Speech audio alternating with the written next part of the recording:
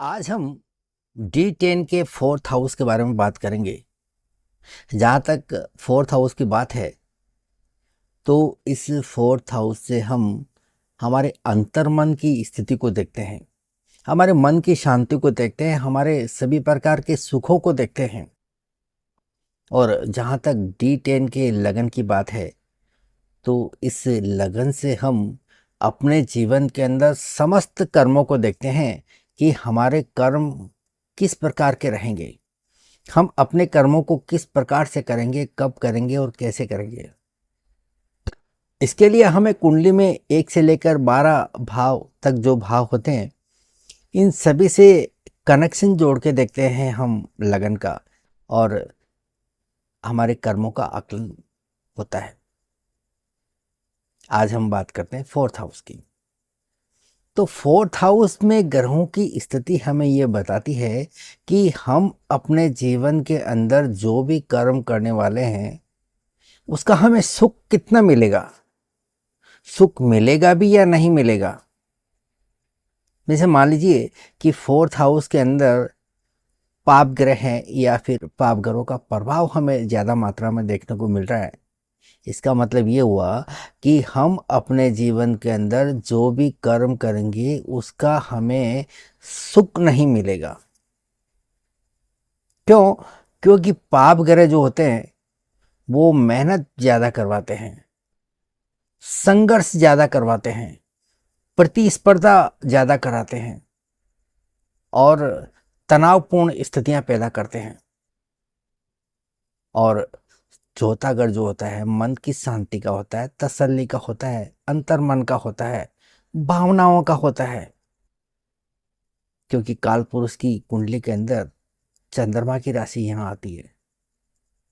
तो जब इस प्रकार की तनावपूर्ण स्थितियां होती है, इस प्रकार का संघर्ष होता है, जब मेहनत ज़्यादा होती है तो मन की शांति भंग होती है और जो कार्य हम करते हैं उसका सुख हमें नहीं मिल पाता।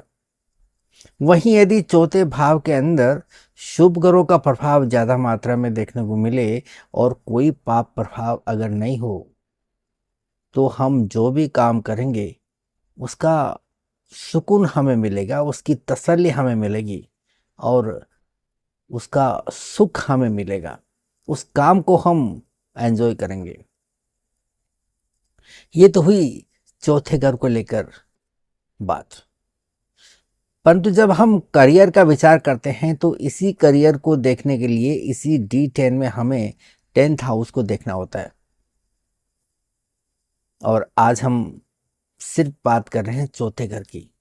तो इस चौथे घर की स्थिति के अनुसार हम करियर का आकलन किस प्रकार से कर सकते हैं, करियर के अंदर इस चौथे घर के महत्व का आकलन हम किस प्रकार से कर सकते हैं, चौथे घर और 10वें घर में जो संबंध बनते हैं उन संबंधों के आधार पर हम करियर का आकलन किस प्रकार से कर सकते हैं, ये अब हम जानने और समझने का प्रयास करते हैं। देखिए, अगर आप करियर को देख रहे हैं तो 10वें घर को देखेंगे और 10वें घर से चौथा घर 7वां होता है। तो हमारे लिए 7वां घर महत्वपूर्ण हो जाता है। 7वां घर हमारे मेन पिक्चर में आता है। 7वें घर के कारकत्व हमारे लिए महत्वपूर्ण हो जाते हैं। 7वें घर से हम कस्टमर्स को देखते हैं। तो हमें अपने व्यवसाय के अंदर कस्टमर की स्थिति किस प्रकार की रहेगी ये हमें चौथे घर में ग्रहों की स्थिति देखकर पता चल जाती है। मान लीजिए कि यहाँ पर मैलेफिक इन्फ्लुएंस हमें ज़्यादा देखने को मिलता है, तो इसका मतलब ये हुआ कि आप अपने कस्टमर की स्थिति को लेकर उतने ज़्यादा खुश नहीं रहेंगे। कस्टमर की स्थिति आपको उस प्रकार का सुख नहीं दे पाएगी जो आप पाना चाहते हैं। वहीं अगर चौथे घर के अंदर शुभ ग्रहों का प्रभाव ज़्यादा देखने को मिला तो इसका उल्टा आप कहेंगे, आप अपने कस्टमर को लेकर संतुष्ट रहेंगे, आपके कस्टमर की स्थिति आपको जो है खुशियां देगी। इसको हम राशि का प्रयोग करके और भी ज़्यादा अच्छी तरीके से समझ सकते हैं। मान लीजिए कि आपके इसी फोर्थ हाउस के अंदर मूवेबल साइन है 1, 4, 7, 10, मेष, कर, तुला, मकर। इन्हीं 4 राशियों को हम मूवेबल साइन या चर राशियां कहते हैं। अगर इस प्रकार की राशियां हमें फोर्थ हाउस के अंदर देखने को मिलती है तो इसका मतलब ये है कि आपके पास में कस्टमर का फ्लो अच्छा रहेगा, क्योंकि ये जो मूवेबल साइन होते हैं ये गतिशीलता को दर्शाते हैं। आपके पास में कस्टमर का फ्लो अच्छा रहेगा, कस्टमर की गतिशीलता अच्छी रहेगी। ऐसी स्थिति में आप ऐसा बिजनेस सिलेक्ट कर सकते हैं जिसके अंदर ज़्यादा कस्टमर की ज़रूरत हमें पड़ती हो, जैसे कि रिटेल का आउटलेट। आप रिटेल का आउटलेट खोलते हैं ऐसी स्थिति में तो वो हिट रहेगा, क्योंकि इसमें ज़्यादा कस्टमर की ज़रूरत पड़ती है। और आपके फोर्थ हाउस के अंदर मूवेबल साइन हमें ये बताते हैं कि आपके कस्टमर अच्छी मात्रा में रहेंगे। वहीं अगर फोर्थ हाउस के अंदर फिक्स साइन हमें देखने को मिलता है, यानी कि 2, 5, 8, 11, अगर इस प्रकार की राशियां हमें देखने को मिलती है तो इसका मतलब आपके पास में कस्टमर की तादाद कम रहेगी, फिक्स रहेंगी। तो ऐसी स्थिति में क्या हम बिजनेस नहीं कर सकते? ज़रूर कर सकते हैं। बहुत सारे बिजनेस ऐसे होते हैं जिनमें ज़्यादा कस्टमर की ज़रूरत नहीं होती, कम से कम कस्टमर में भी काम चल जाता है। जैसे कि आप किसी बड़े बड़े प्रोजेक्ट पे काम करते हैं जो 2 साल, 3 साल, 4 साल पूरा करने में ले लेते हैं। ऐसी स्थिति में आपको रोज़ 100-50 कस्टमर की ज़रूरत नहीं पड़ती। आपको साल 6 महीने में अगर एक आधा कस्टमर भी मिल गया तो आपका काम बहुत अच्छी तरह से चल जाता है, क्योंकि आपको एक प्रोजेक्ट करने के अंदर ही लंबा समय लगता है। अगर आप इतने सारे कस्टमर आएंगे तो उसको हैंडल कैसे करेंगे? पॉसिबल नहीं है। तो ऐसी स्थिति में आप इस प्रकार का काम सिलेक्ट कर सकते हैं जिसमें ज़्यादा लंबी अवधि के काम हो और उन्हें कम कस्टमर की ज़रूरत हो। ठीक इसी प्रकार से आप जो है यहाँ पर बदलाव की नज़र से भी इस चौथे घर को देख सकते हो। चौथे घर के अंदर यदि मूवेबल साइन है तो आप अपने व्यवसाय के अंदर, आप अपने कार्य क्षेत्र के अंदर स्थिति के अनुसार बदलाव कर सकते हैं समय समय पर।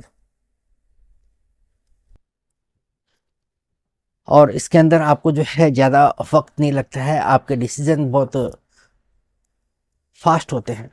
आप ज़रूरत के अनुसार अपना डिसीजन जो है ले सकते हैं। परंतु अगर फोर्थ हाउस के अंदर फिक्स साइन हो तो आप अपने बदलाव के बारे में ज़्यादा विचार नहीं करते हैं। जो स्थितियां हैं उसी के ऊपर जो है आप कायम रहते हैं। जो चल रहा है बस उसी को चलाते चले जाते हैं, बदलाव के लिए आप तैयार नहीं होते हैं। तो ये आप फिक्स राशियों के बारे में कह सकते हैं। अब हम बात करते हैं एक और कारकत्व के बारे में। फोर्थ हाउस से हम बिजनेस में पार्टनर को देखते हैं। यदि फोर्थ हाउस में पाप ग्रहों का प्रभाव हमें ज़्यादा देखने को मिलता है तो इसका मतलब ये हुआ कि आप अपने पार्टनर के कारण मन की शांति को भंग कर सकते हैं। आपका पार्टनर आपको उतना सहयोग नहीं करेगा, या आपके अपने पार्टनर के साथ में आपके उतने अच्छे रिलेशन नहीं रहेंगे जो आपके दुख का कारण बनेगा। परंतु इसी चौथे घर के अंदर शुभ ग्रहों का प्रभाव हमें ज़्यादा देखने को मिलेगा, तो हम इसको इस प्रकार से भी कहेंगे कि आपका जो पार्टनर होगा वो आपके लिए काफ़ी अच्छी तरह से काम करता हुआ नजर आएगा। उससे आपको जो है अच्छा फायदा होगा, उसके साथ आपका तालमेल अच्छा रहेगा। इसके अतिरिक्त हम जो डेली इंटरेक्शन जिन जिन लोगों से करते हैं, जिनके हमारे रोज़मर्रा के संबंध होते हैं, उन संबंधों के आधार पर भी हम आकलन कर सकते हैं।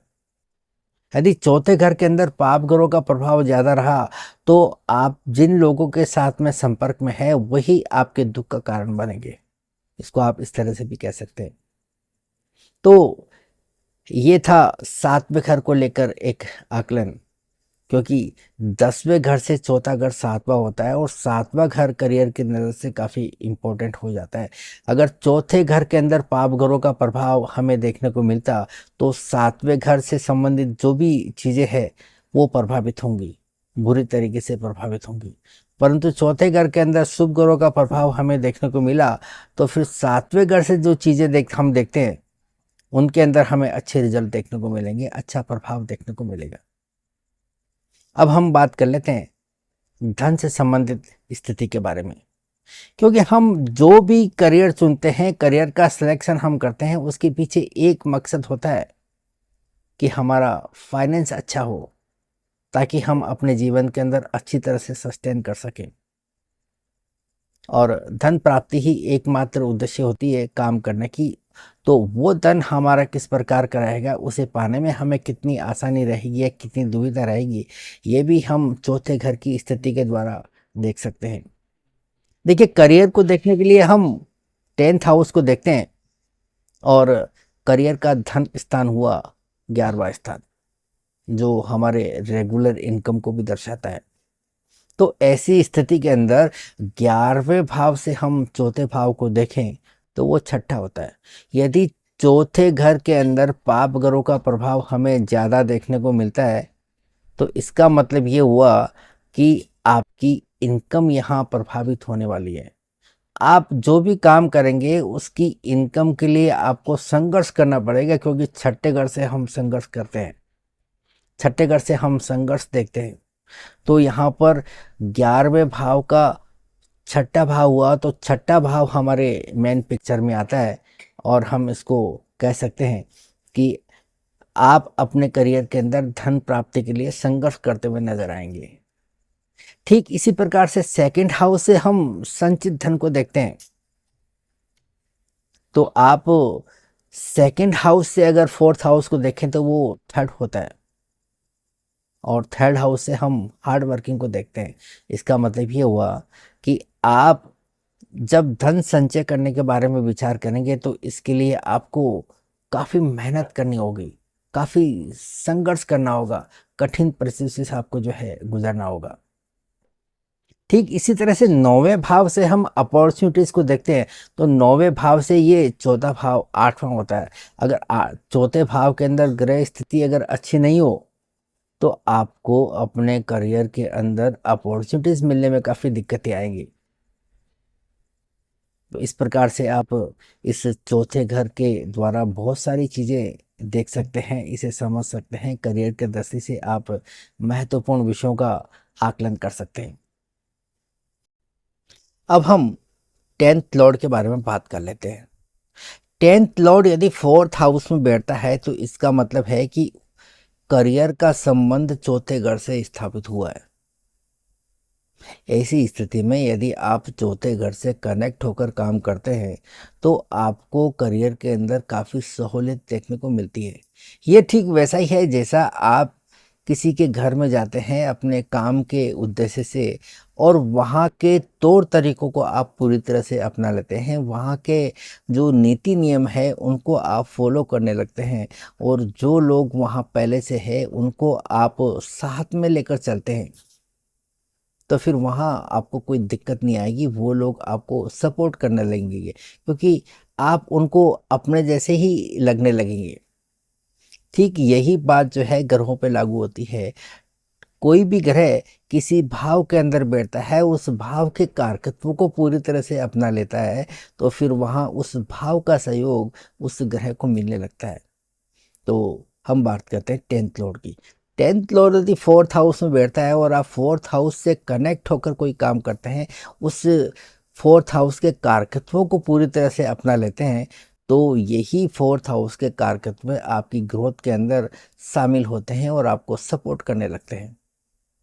परंतु हमें कुछ बेसिक बातों का ध्यान रखना भी ज़रूरी है। अगर इन बेसिस को हम ध्यान में नहीं रख पाते तो फिर हमें इस चौथे घर से जुड़े हुए काम के द्वारा भी बहुत सारी दिक्कतों का सामना करना पड़ सकता है। जैसे मान लीजिए कि 10वें घर का अधिपति ग्रह 10th लॉर्ड 4th हाउस में बैठा है, उसे वहाँ एनिमी साइन मिला है। तो इसका मतलब ये हुआ कि आपको अपने कार्य क्षेत्र के अंदर विपरीत परिस्थितियों का सामना करना पड़ेगा, इसे जूझना पड़ेगा, और इसे जूझते हुए ही आपको आगे बढ़ना होगा। और परिणाम क्या निकलेगा? आपकी एनर्जी का अधिकांश हिस्सा इन विपरीत परिस्थितियों से लड़ने झगड़ने में बीत जाएगा, जिससे कि आपकी ग्रोथ प्रभावित होगी। आप उस ग्रोथ को प्राप्त नहीं कर पाते हैं जिसके लिए आप अपेक्षा रखते हैं। जैसे मान लीजिए कि कोई वृश्चिक लगन की कुंडली है और वृश्चिक लगन के अंदर 10वें घर में सिंह राशि आती है और सिंह राशि का अधिपति ग्रह सूर्य चौथे घर में जाके बैठ जाता है, जहां उसे कुंभ राशि देखने को मिलती है। और कुंभ राशि के अंदर सूर्य कभी भी उतना अच्छा नहीं माना जाता, क्योंकि सूर्य की एनिमी साइन वहां हमें देखने को मिलती है। ऐसी स्थिति में आप यदि चौथे घर से जुड़कर कोई काम करते हैं, क्योंकि 10th लॉर्ड 4th हाउस में बैठा है, तो आपको वो फायदा कभी भी नहीं मिल पाएगा, बल्कि इसका उल्टा देखने को मिलेगा। जो समय आपको ग्रोथ के अंदर देना होता है, वही समय आपका विपरीत हालातों से गुजरने में लग जाएगा। इसके अलावा हमें चौथे घर के अंदर किस प्रकार की ग्रह स्थिति है उसे भी एक बार ध्यान में रख लेना चाहिए, क्योंकि चौथे घर के अंदर यदि मैलेफिक इन्फ्लुएंस हमें ज़्यादा देखने को मिला तो वहाँ आपको जो है काफ़ी दिक्कतों का सामना करना पड़ सकता है। जैसे कि मान लीजिए चौथे घर के अंदर पाप ग्रह बैठे हुए हैं या फिर पाप ग्रहों की दृष्टि आ रही है, तो ये हमें इसका रिजल्ट किस प्रकार से मिलेगा इसका आप अंदाज़ा लगा सकते हैं।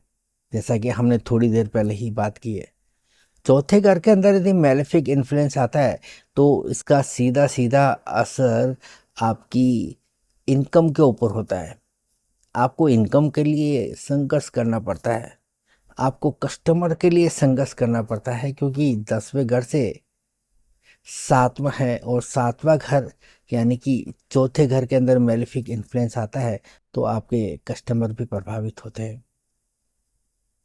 आपके कार्य करने की पद्धति से जो आपको सुख मिलना चाहिए वो सुख आपको नहीं मिल पाता।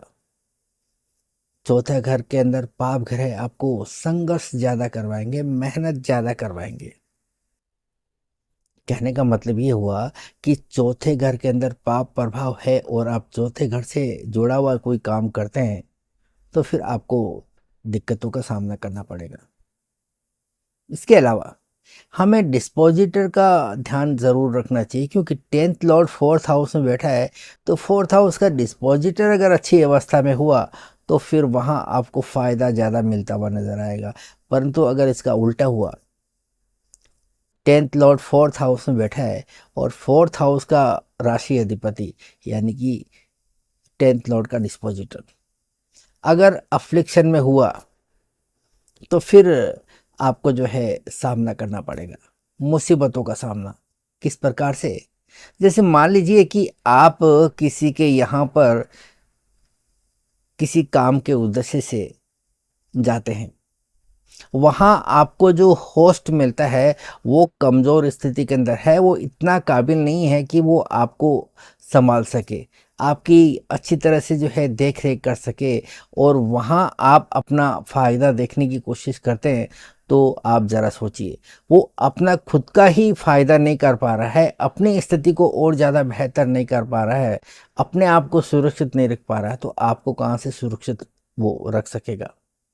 ठीक यही स्थिति ग्रहों के ऊपर लागू होती है कि आपका 10th लॉर्ड जिस 4th हाउस के अंदर बैठा है और 4th हाउस का लॉर्ड यानी कि 10th लॉर्ड का डिस्पोजिटर यदि कमज़ोर अवस्था के अंदर है, तो वहाँ आप अगर 4th हाउस से जुड़कर काम करते हैं तो आपको कोई विशेष फ़ायदा होता हुआ नज़र नहीं आएगा। इसके अलावा हम बात कर रहे हैं 10th लॉर्ड की, जो कि 4th हाउस के अंदर बैठा हुआ है। तो यदि 4th हाउस के लॉर्ड की स्थिति अगर अच्छी नहीं हुई, वो कमज़ोर अवस्था में हुआ, तो फिर आपको दिक्कतों का सामना करना पड़ेगा। ठीक इसी तरह से आपका 10th लॉर्ड की स्थिति कैसी है, 4th लॉर्ड की स्थिति कैसी है, या 4th हाउस की स्थिति कैसी है, यह आपको D10 के साथ साथ जो है 4th D1 के अंदर भी चेक कर लेने चाहिए, ताकि आपको स्थिति का सही सही आकलन हो सके। तो इस प्रकार से आप अगर 10th लॉर्ड की स्थिति को फोर्थ हाउस के अंदर अच्छी तरह से देखकर समझकर आकलन करते हैं तो आप सही तरीके से जो है करियर का सिलेक्शन कर सकते हैं। कहने का मतलब ये हुआ कि टेंथ लॉर्ड जिस भाव के अंदर बैठता है उस भाव से वो टेंथ लॉर्ड कनेक्ट होता है, और ऐसी स्थिति में यदि उस भाव से जुड़कर कोई करियर बनाया जाए या करियर का सिलेक्शन किया जाए तो फिर आपकी सफलताओं की संभावनाएं काफ़ी हद तक बढ़ जाती है। परंतु हमें कुछ बेसिक्स बातों का ध्यान ज़रूर रखना होता है। अगर उन्हें ध्यान में रखकर ही करियर का सिलेक्शन किया जाए तो हम एक सही और सटीक सिलेक्शन कर सकते हैं। तो हमारा विषय चल रहा है कि टेंथ लॉर्ड फोर्थ हाउस के अंदर बैठा है तो हमें फोर्थ हाउस से जुड़कर काम करना चाहिए। किस प्रकार के काम? तो हमें फोर्थ हाउस में क्या क्या चीज़ें हम देख सकते हैं उनको हमें समझना होगा। फोर्थ हाउस से हम प्रॉपर्टी को देखते हैं, तो आप अपना करियर इस सेक्टर के अंदर बना सकते हैं। अगर आप प्रॉपर्टी से संबंधित कोई काम करते हैं, इसमें अपना करियर बनाते हैं, तो आपको काफ़ी सहूलियत देखने को मिलेगी और आपकी ग्रोथ अच्छी होती हुई नज़र आएगी। फोर्थ हाउस से हम कंस्ट्रक्शन को भी देखते हैं, तो आप कंस्ट्रक्शन लाइन के अंदर जाते हैं, इससे जुड़ा हुआ काम करते हैं, तो भी आपको अपने करियर के अंदर अच्छी ग्रोथ देखने को मिलेगी, क्योंकि आप फोर्थ हाउस से जुड़कर काम करने जा रहे हैं। ठीक इसी प्रकार से फोर्थ हाउस से हम व्हीकल को भी देखते हैं, और व्हीकल से जुड़ा हुआ काम करना भी आपके लिए फ़ायदेमंद हो सकता है, चाहे वो शोरूम हो, चाहे वो स्पेयर पार्ट हो, चाहे वो आपका खरीदी बिक्री का काम हो, या फिर आपका व्हीकल से संबंधित कोई दूसरा काम हो। तो इस प्रकार का काम आप करते हैं तो भी आपको अपने करियर के अंदर भरपूर सफलताएं मिलेंगी। परंतु हमें कुछ बेसिक्स जो होते हैं ज्योतिष के, उन्हें कभी नहीं भूलना चाहिए। उन्हें हमें दरकिनार किया तो फिर हमें दिक्कतों का भी सामना करना पड़ सकता है, हमारा गेम उल्टा भी हो सकता है। हमें वो अपेक्षित सफलताएं नहीं मिल पाएगी जिन्हें हम पाना चाहते हैं। जैसे कि हमने कहा कि फोर्थ हाउस से हम प्रॉपर्टी को देखते हैं, तो आप प्रॉपर्टी का काम कर सकते हैं। परंतु प्रॉपर्टी का कारक ग्रह मंगल भी होता है, और मंगल की स्थिति भी हमारे लिए महत्वपूर्ण होती है। तो ऐसी स्थिति में हम टेंथ लॉर्ड को फोर्थ हाउस में लेके बैठे हैं और हम प्रॉपर्टी का काम करना जा रहे हैं, तो फिर हमें मंगल की स्थिति को भी एक बार ज़रूर देख लेना चाहिए। अगर मंगल अच्छी स्थिति में है तो वहाँ आपको जो है एडिशनल सपोर्ट मिलेगा और आपकी ग्रोथ रेट बहुत फास्ट होने जाएगी। ठीक इसी प्रकार से हमने कंस्ट्रक्शन की बात की। कंस्ट्रक्शन का कारक ग्रह शनि होता है, तो शनि की स्थिति ये तय करेगी कि आप अपने करियर के अंदर किस प्रकार की ग्रोथ को पाएंगे।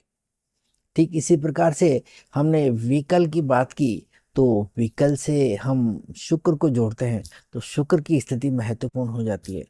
यानी कि कहने का मतलब जो बेसिक्स होते हैं उन्हें हमें फॉलो करते हुए जाना है, क्योंकि कोई भी बड़े नियम जो है तभी सक्सेस होते हैं जब हम छोटी छोटी बातों को ध्यान में रखते हैं, बेसिक्स को ध्यान में रखते हुए आगे बढ़ते हैं।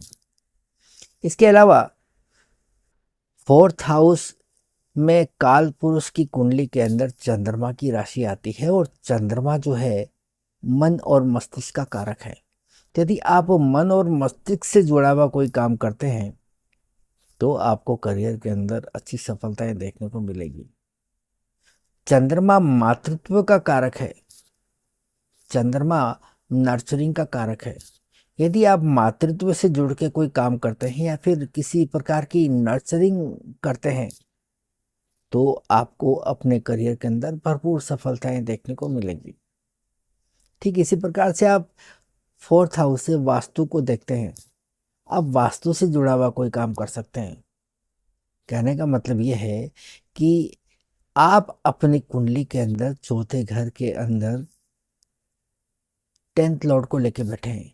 आपका टेंथ लॉर्ड का संबंध फोर्थ हाउस से स्थापित हुआ है, आपका करियर जो है फोर्थ हाउस से कनेक्ट हुआ है। आप फोर्थ हाउस से जुड़कर कोई भी काम करते हैं तो आपको जो है सफलताएं मिलेगी।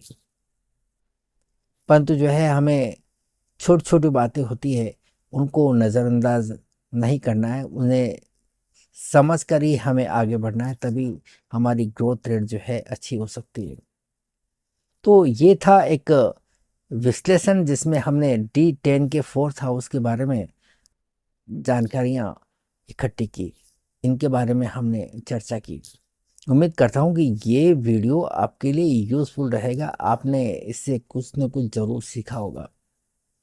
अगर आपके लिए ये वीडियो यूज़फुल रहा है तो आप इसे लाइक कर सकते हैं, कमेंट और शेयर भी कर सकते हैं, और चैनल को अभी तक सब्सक्राइब नहीं किया तो सब्सक्राइब ज़रूर कर लीजिए भाई लोगों, क्योंकि आपका सब्सक्राइब करना ज़रूरी है, क्योंकि इस चैनल पर मैं अपने समस्त ज्योतिषीय अनुभवों को आपके साथ में तहे दिल से शेयर करने का प्रयास करता हूँ, इस इंटेंशन और क्लैरिटी के साथ में कि जो समय मुझे आप दे रहे हैं उसका सही सही सदुपयोग करके मैं आपको लौटा सकूं, और इस काम को करके काफ़ी खुशी मिलती है।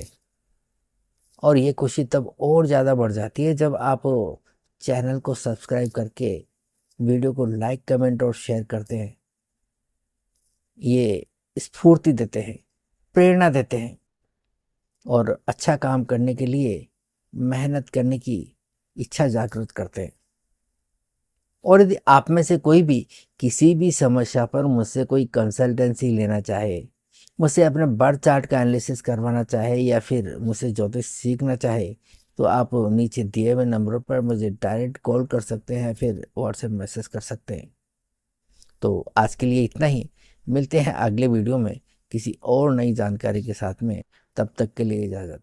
Thank you.